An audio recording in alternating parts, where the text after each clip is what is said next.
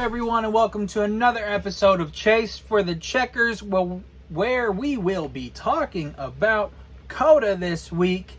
I am your host, Matty NASCAR, and I just want to say before we starting our third week, and I just want to thank everyone for all the likes, subscribes, all of that. It's been really fun to be doing this, but I do want to say I would love to see more comments, because when I started this, it was all to try and have some more conversation with you wonderful other NASCAR fans. That's the whole goal of this for me personally. I still like all the likes and everything. That is awesome to see, so please keep doing that.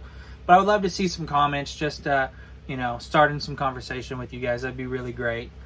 But let's jump ahead. Let's start talking about what this video is for. Let's talk about some of my favorite picks and bets for Cota this week. And I want to say I'm excited for this race. I know it's a road course.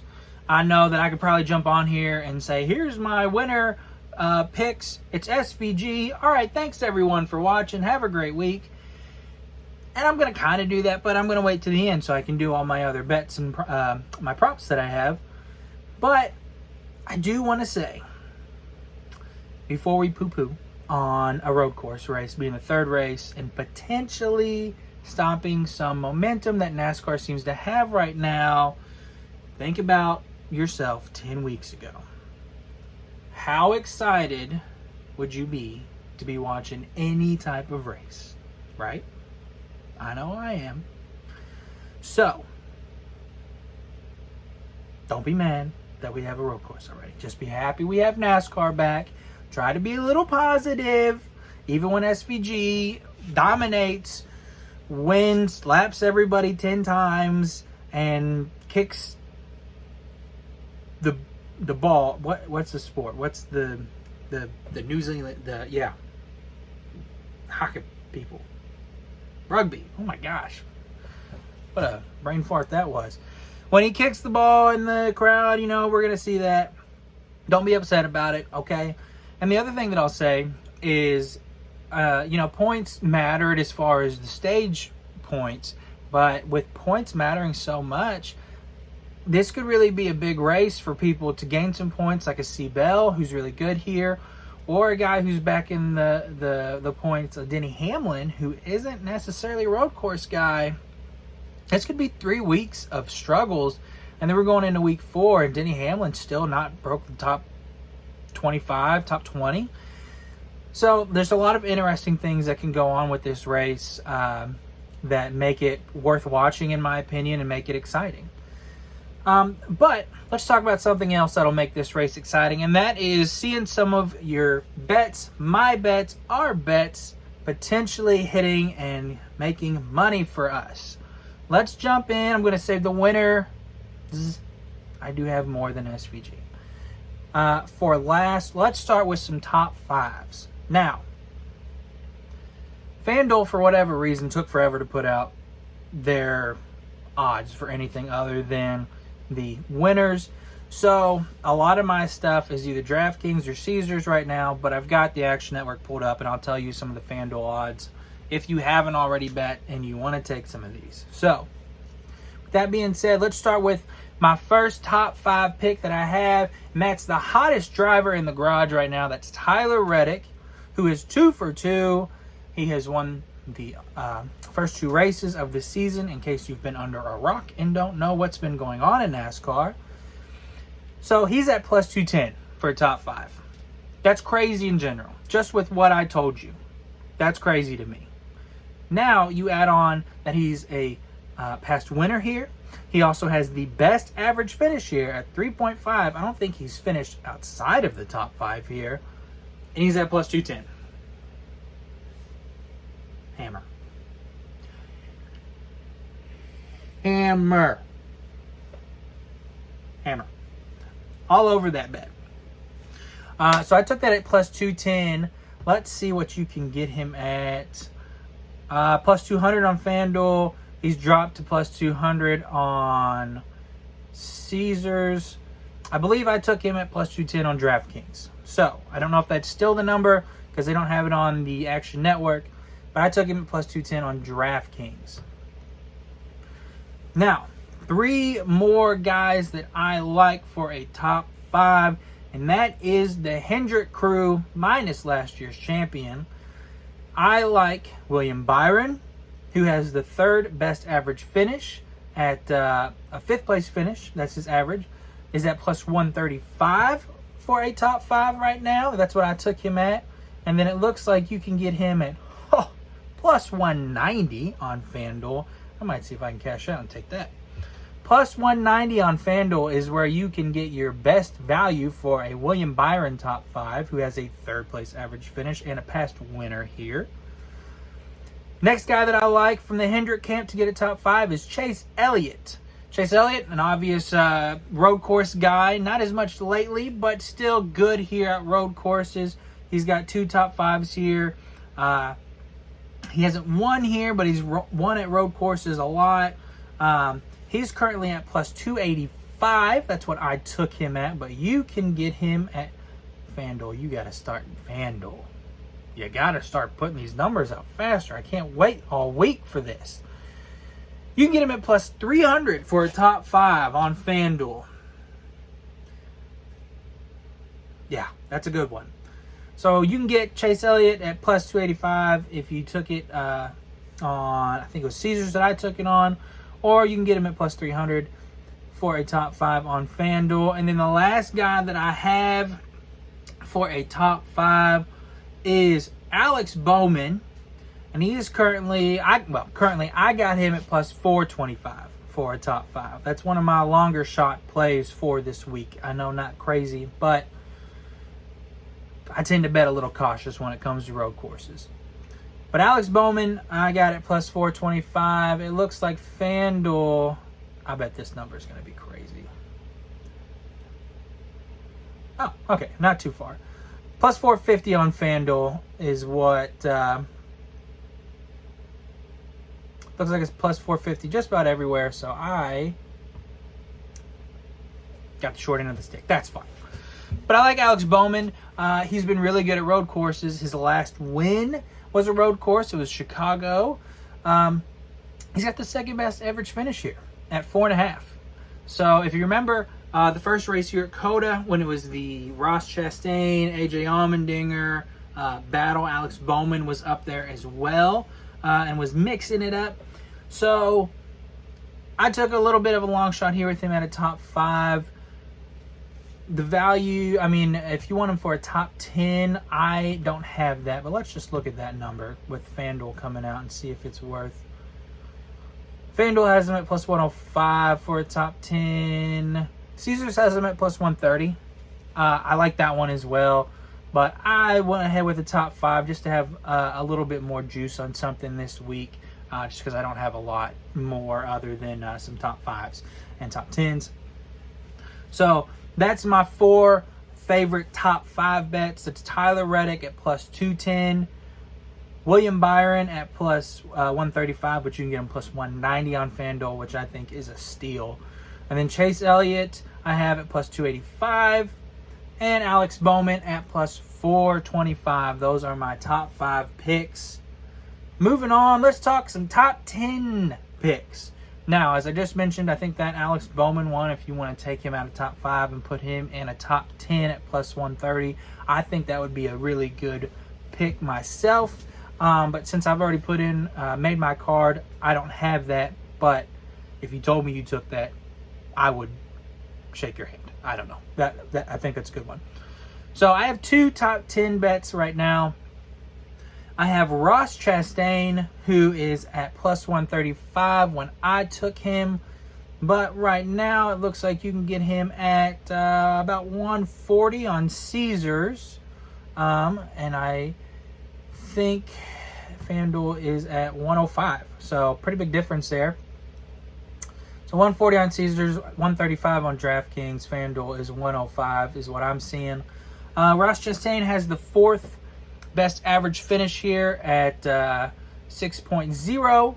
He has gotten worse every year. So he won his first year here, and then it was like, I want to say it was like a first, 5th, 7th, 12th or something like that.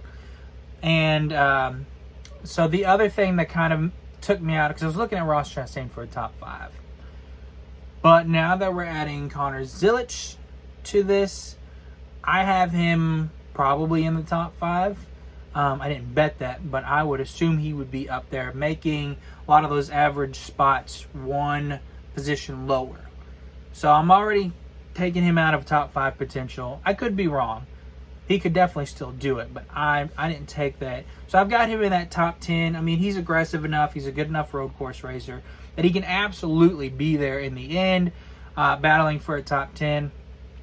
So I like Ross Chastain at plus 135, 140 to get a top 10. The other guy that I like for a top 10 is in a little bit of hot water right now. A little bit of a hot topic in the NASCAR world, and that's Ty Gibbs for a top 10. I took him at 165 for a top 10. Looks like FanDuel has him at plus 180. So, Caesars has him at 175. So take your pick with whatever book that you like to use. But I have him at 165. Ty Gibbs for a top 10. Ty's shown a lot of speed on road courses. Mexico City, for example, comes to mind, where he didn't necessarily have the finish to prove how much speed he had. But if you watch that race, you know that he was up there mixing it up with SVG. Looked like a real contender until late. In his 3 races here, he's had a 9th place finish, a 4th place, and then 34th, which that was last year. And if I remember right, I think he was spun like late in the race. And then, of course, it being a road course, there was no cautions, so he never had a chance to make up his track position. So leaves his average finish. It's a little skewed, but it's a 15.3. He had 2 road course top 10s last year and was about a spot or 2 out in the 2 others. So, like, if I remember right, it was like an 11th and a 12th. So really close.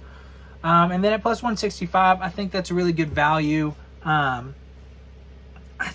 would like to think with the controversy that's going on, he wants to come in and just be a racer and wants to go out there and prove something.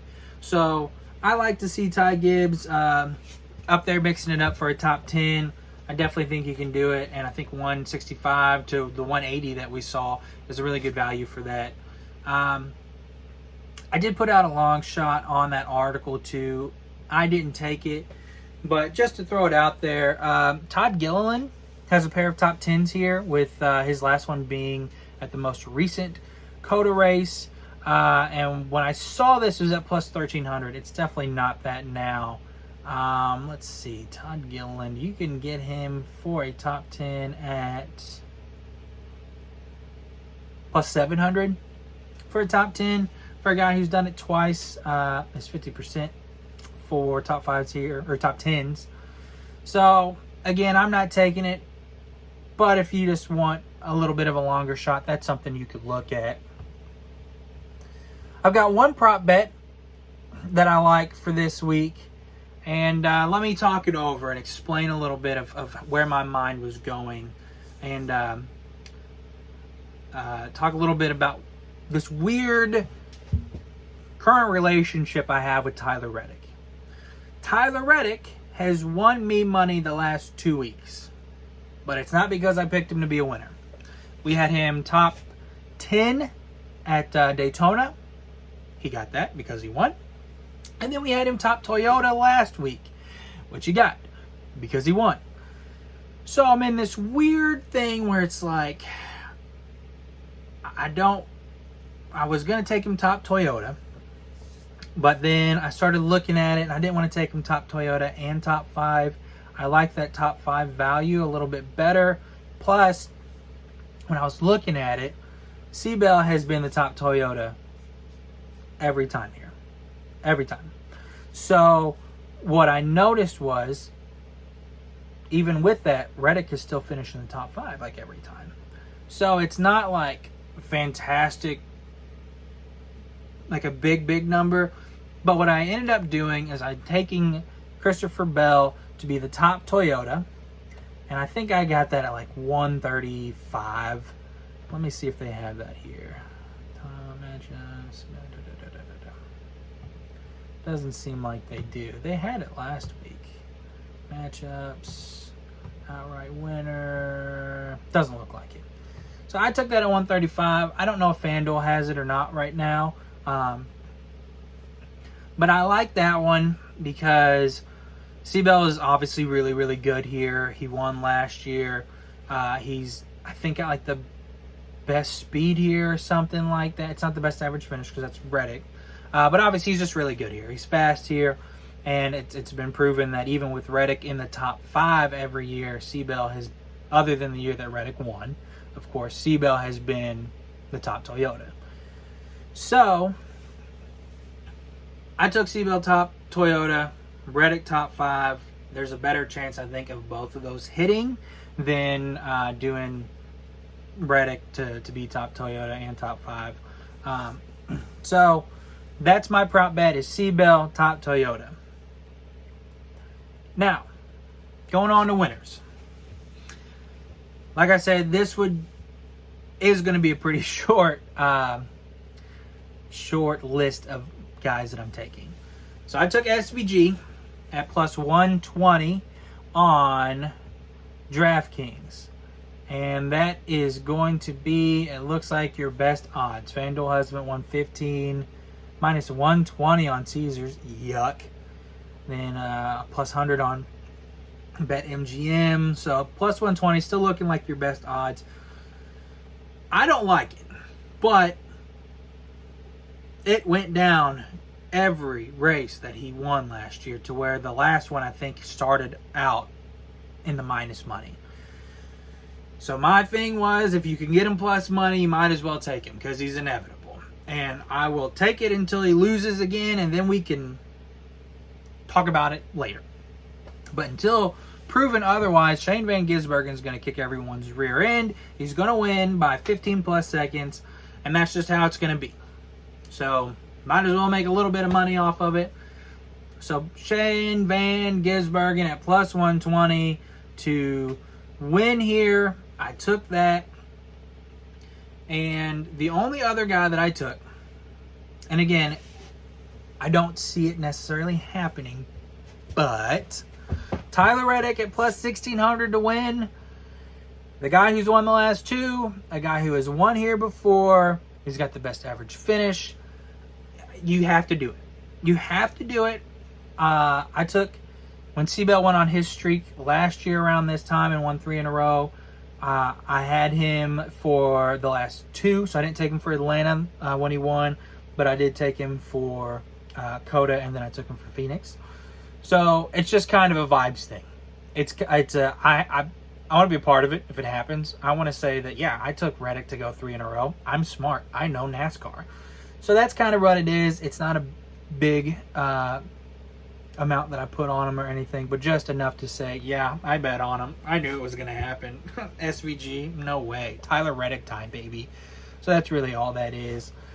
The Seabell play, yeah, I mean, if it happens, that's great. I'm just not going to put money on it. I'm going to put my money elsewhere where, the top 5s and things.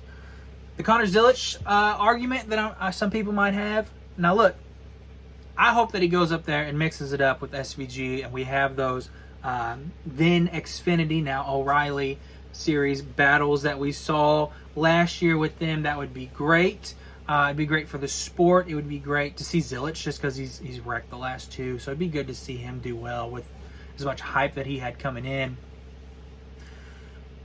But I do lean more on the side of the people who say he's a great talent.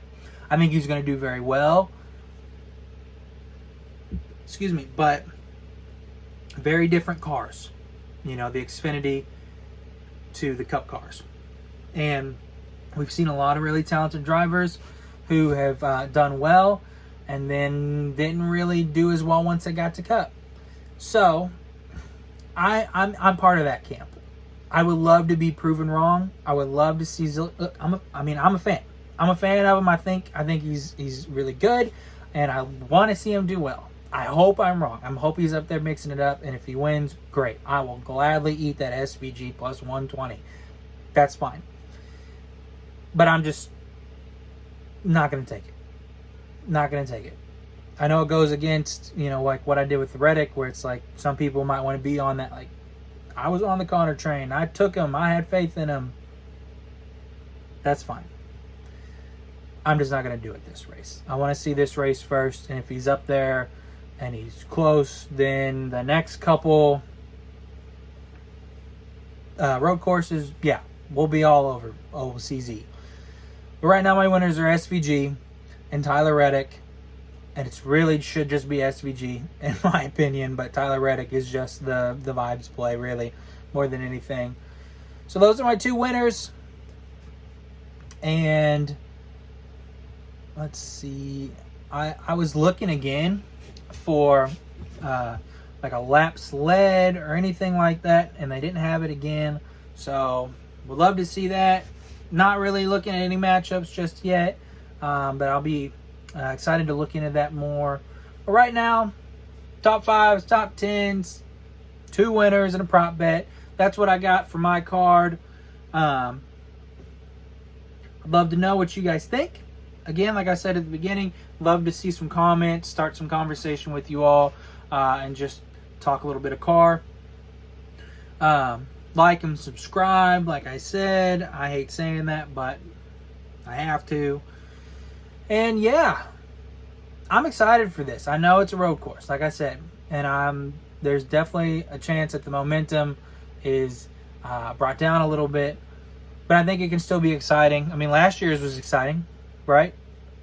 It was the only exciting road course, really. But I've got faith that it'll go well. And again, I'm just happy that NASCAR is back. I'm that guy. I'm that positive guy. I just want everybody to have fun. Okay? So, anyways, I always get long-winded at the end of these shows. I'm Matty NASCAR. Thanks for watching another Chase for the Checkers episode. Good luck chasing the checkers this weekend with your bets, if you have taken mine or if you have your own. Good luck with them. Good luck to us. Have a great night. We'll see you Sunday night.